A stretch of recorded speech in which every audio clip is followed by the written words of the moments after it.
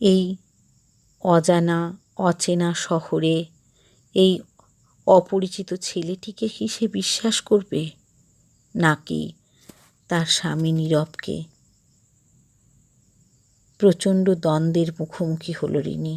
জীবনের এই চরম পরীক্ষার মুখোমুখি তাকে হতে হবে, এ তার কল্পনারও অতীত ছিল। এখন সে কাকে জানাবে? এই শহরের কাউকে সে চেনে না। কাকিমাকে জানাবে নাকি নীরবকে জানাবে? নীরব কি লোকটাকে চেনে? নীরব কি আগে লোকটাকে দেখেছে?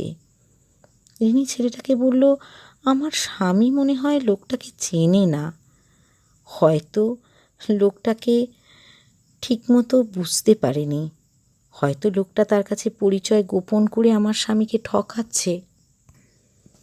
ছেলেটি বলল, জানি না দিদি, তবে কাল কফি দিতে আসার সময় শুনলাম আপনার স্বামী লোকটার হাত ধরে বলছে, ঠিক টাইমে টাকাগুলো যেন পাই, মাল পছন্দ হয়েছে,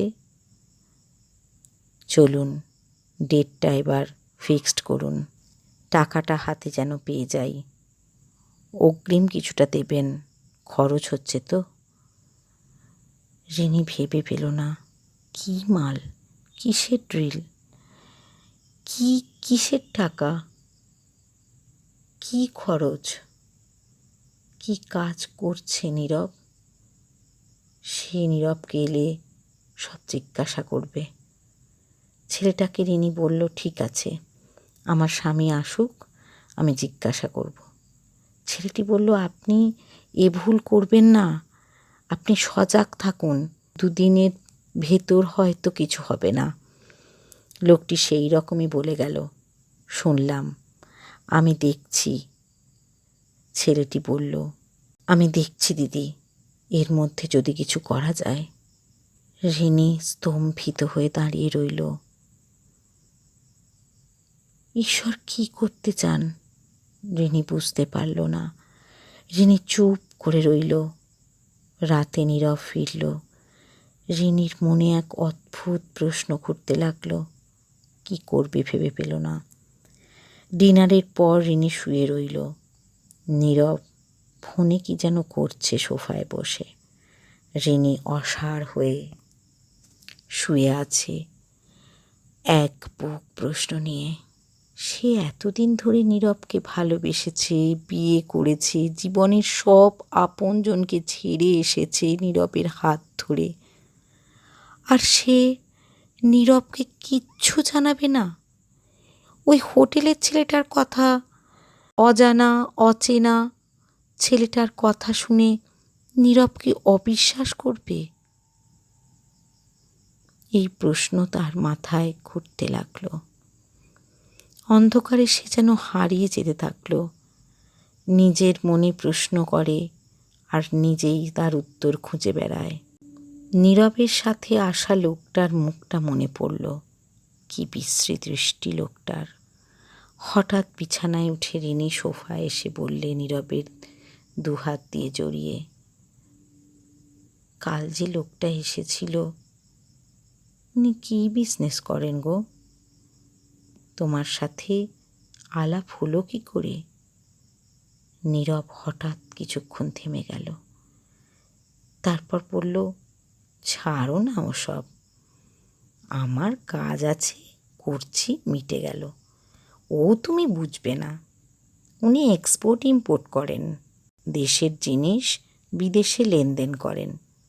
এসব ছাড়ো, উনি খুব বড় ব্যবসায়ী, অনেক টাকার ব্যাপার। এটা হয়ে গেলে আমি আর তুমি কলকাতায় ফিরে তোমার মা বাবার কাছে যাব, আর আমাদের বাড়িতে গিয়ে তোমাকে তুলব, আর আমাদের বাড়িতে নিয়ে যাব তোমাকে। এখন যাও, ঘুমিয়ে পড়ো। রিনির মন এক বিদ্যুতের মতো ঝলক খেলে গেল। সোফাটাতে উঠে বিছানায় যেতে গিয়ে মাথাটা টলে গেল। এত চিন্তা করেছে সারাদিন, তাই বোধহয়। না, কাল ছেলেটাকে একটু বলতে হবে। রিনি ঘুমিয়ে পড়ল। মাঝরাতে একটা চাপা গলার আওয়াজ যেন অনেক দূর থেকে ভেসে আসছে। ঘুমের মধ্যে একটা চেনা গলা রিনি শুনতে পাচ্ছে। আস্তে আস্তে তার ঘুমটা ভাঙতে লাগলো। তারপর তার কানটা আরো স্পষ্ট হতে লাগলো। কে যেন কথা বলছে খুব চাপা গলায়। গলাটা খুব চেনা। কথাগুলো শোনার চেষ্টা করলো। নীরবের গলা মনে হচ্ছে। কাকে যেন বলছে, আরে ডার্লিং, চিন্তা করো না, আর তো মাত্র 2 দিন, তারপর তো আমরা একসাথে থাকবো। আবার আবার সেই আগের মতো বেশ কিছুদিন, যতদিন না আবার এক নতুন শিকার পাই।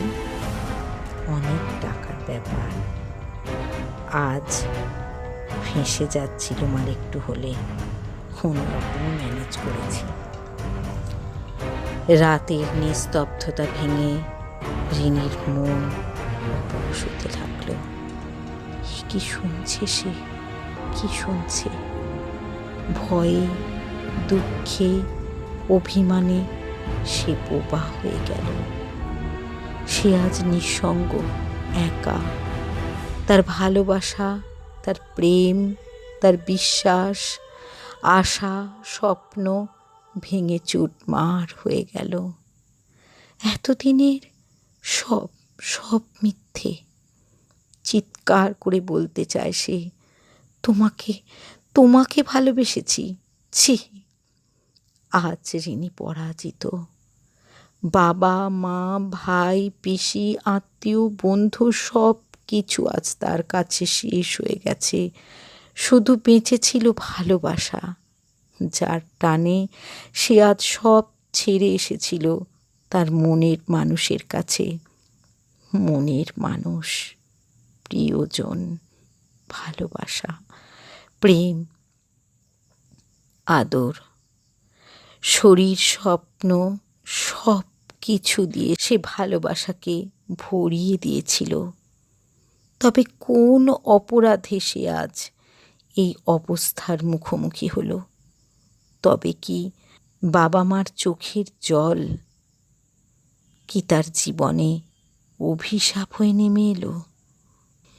কিন্তু রিনি ভাবল, না, মা তো কোনো দিন তাকে অভিশাপ দেবে না। কোনো দিন না। মা বলতো, এক টুকরো রক্ত মাংসকে আপন শরীরে বড় করেছি। তোর স্পন্দন শুনেছি আমার আপন শরীরে।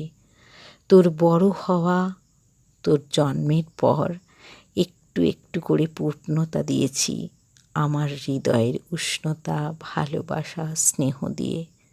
তুই যে আমার আত্মজ। তুই আর তোর ভাই আমার আত্মজ। ওরে, তোরা যত যাই করিস, আমি তোদের সারা জীবন 2 হাত তুলে আশীর্বাদ করব। সব দোষ থাক আমার জন্য, সব দুঃখ থাক আমার জন্য, তোদের জন্য থাক অনেক আনন্দ, অনেক সুখ। মা কোনো দিন অভিশাপ দেবে না। বাবা, না, বাবা রিনিকে শাসন করেছে, কিন্তু অপরিসীম স্নেহে রিনিকে মানুষ করেছেন তিনি। রাত যেন শেষ হয় না। রিনি চুপ করে শুয়ে আছে। মনে হলো কাল ভোর হলে কিছু করবে, কিন্তু কি করবে? জীবনের মুখটা যেন অনেক দূরে এক অন্ধকারে হারিয়ে যাচ্ছে। রিনির চোখ দুটো আজ কিছুতেই ভিজে যাচ্ছে না। কাঁদতে ভুলে গেছে। একটুও চোখ বন্ধ হচ্ছে না, জল পড়ছে না। মন যেন থেমে গেছে। এক ডানা কাটা পাখি যেন থমকে গেছে।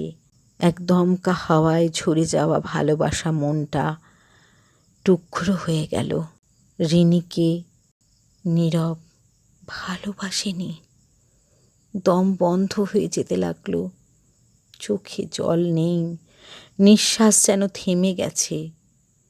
রিনির নড়াচড়ার ক্ষমতাও নেই।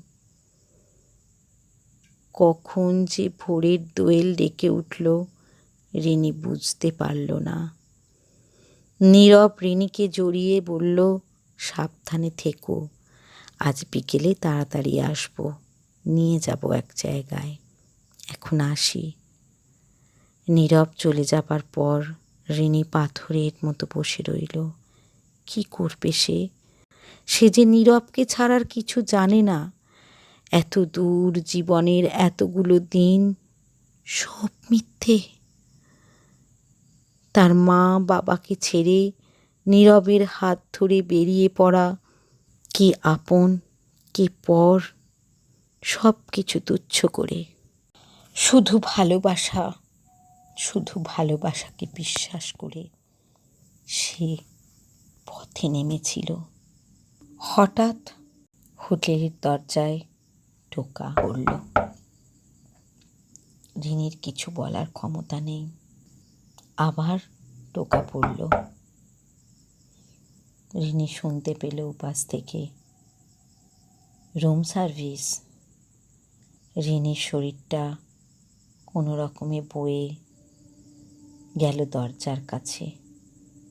দরজা খুলতেই ছেলেটি ঘরে ঢুকল। বলল, তুমি একা কি করবে দিদি? এখানে থাকলে তো তোমার খুব বিপদ। রিনি কিছু বলল না। কি বলবে? লজ্জা, অপমান সব কিছু রিনিকে শেষ করে দিল। রিনির হৃদয় আজ টুকরো টুকরো কাঁচে ছড়িয়ে পড়ল গোটা পৃথিবীর আকাশ জুড়ে। রিনির সব কিছু হারিয়ে গেল। চুপ করে রইল। ছেলেটি বলল, দিদি তুমি চলে যাও। রিনি মুখ তুলে বলল ছেলেটিকে, চলে যাব কোথায়, কিভাবে? আমি তো কিছু চিনি না। এ শহর আমার কাছে নতুন। আমি শহরের কিচ্ছু চিনি না, কিচ্ছু জানি না। তার বুকের ভেতরটা সমুদ্রের ঢেউয়ে আছড়ে পড়ল। বুক ফাটা আর্তনাদে সে কেঁদে ফেলল। কি করবে সে? সে কি পালিয়ে যাবে নাকি হারিয়ে যাবে? কি করবে? ছেলেটি রিনিকে কাঁদতে দেখে বলল, দিদি কেঁদো না, আমি তোমার ভাইয়ের মতো। দিদি তুমি একটু শান্ত হও। তুমি চলো আমার বাড়ি। এখান থেকে প্রায় 70 কিলোমিটার হবে। একটা কিছু ভেবে দেখছি দিদি, চলো। তারপর বাড়িতে গিয়ে মা বাবা সবাই আছেন, বসে একটা কিছু ব্যবস্থা করা যাবে। রিনি কী করবে কিছু বুঝতে পারল না। সবটাই তার কাছে একটা জিজ্ঞাসার চিহ্ন হয়ে দাঁড়ালো। তবে ঠিক নিজেকে বাঁচাতে হবে। আসার সময় কিছু টাকা ওর নিজের কাছে ছিল, যদিও এগুলো নীরবেরই দেওয়া, 1000 টাকা মতো। কিন্তু এ টাকা নীরবের, সেটা নিতেও রিনির ইচ্ছা করল না। ছেলেটাকে বলল, আমি কিভাবে যাব? আমার যে কিচ্ছু চেনা নেই। আর তোমার সাথে গেলে তো চলবে না। রিনি তখন বলল, তুমি আমার ভাইয়ের মতো না, তুমি আমার ভাই। আমি একটু ফোন করি, তারপর আমি তোমাকে সব কিছু জানাচ্ছি। আমি তোমাকে ছোট বলে ডাকি ভাই। তুমি 0.5 ঘন্টা পরে একবার আসবে। ছেলেটি চলে গেল। রিনি দরজা বন্ধ করে চুপ করে এসে বসল বিছানার ওপর। তারপর বাথরুমে গিয়ে চোখে মুখে জল দিল। তারপর আস্তে আস্তে তার চোয়াল দুটো শক্ত হতে থাকলো। তার মনে হতে লাগলো সব কিছু ভুল। কিন্তু না, নীরব এভাবে তার সব কিছু শেষ করে দিতে পারে না। রিনি মনকে শক্ত করতে থাকলো। ভাবল, এ তো একটা মেয়ের অপমান। রিনি কি পালিয়ে যাবে? কিন্তু তারপর তারপর তো অনেক মেয়েকে নীরব এভাবে আবার পাচার করবে। ভালো মানুষের মুখোশটাকে টেনে ছিঁড়ে ফেলতে হবে। তার বুকের ভেতর জমে থাকা লাভা বেরিয়ে এলো। অনেক অনেক শক্ত এখন সে। ফোনটা নিল, কিন্তু ঘৃণা হলো এটা নীরবের। ছেলেটিকে ডাকলো, বলল ফোনটা দিবে। ছোটু ফোনটা দিল। রিনি একটা নাম্বার ডায়াল করলো। বেশ কিছুক্ষণ বাজার পর একটা শব্দ এলো, হ্যালো। রিনির কান যেন অগ্নুৎপাতের পর প্রবল বৃষ্টিতে জ্বলন্ত ছাই ভিজে যেতে থাকলো। আবার এলো শব্দটা, হ্যালো। রিনি বলল, বাবা। তারপর সব চুপ।